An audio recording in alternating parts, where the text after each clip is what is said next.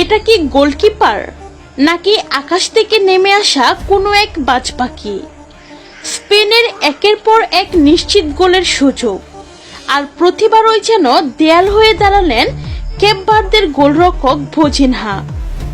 বিশ্বকাপের মঞ্চে যখন স্পেনের মতো তারকাখচিত দল মাঠে নামে, তখন অনেকেই ধরে নেয় গোলের বন্যা বইবে, কিন্তু আজকের গল্পটা ছিল সম্পূর্ণ ভিন্ন। ম্যাচের শুরু থেকে বলের দখল, আক্রমণ, সুযোগ সৃষ্টি সবকিছুতেই আধিপত্য দেখাচ্ছিল স্পেন।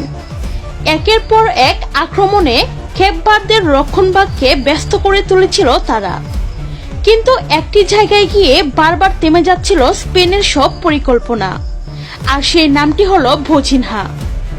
প্রথমে কাছ থেকে আসা শক্তিশালী শট, এরপর কর্নার থেকে হেড, তারপর ডি বক্সের ভেতর থেকে নেয়া নিখুঁত ফিনিশিং।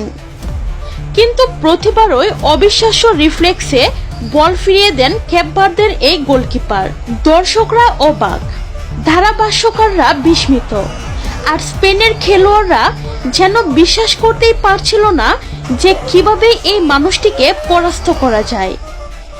একটি মুহূর্তে তো তিনি প্রায় নিশ্চিত গোল হতে যাওয়া বলটিকে পোস্টের ঠিক নিচ থেকে উড়ে গিয়ে এক হাত দিয়ে ফিরিয়ে দেন।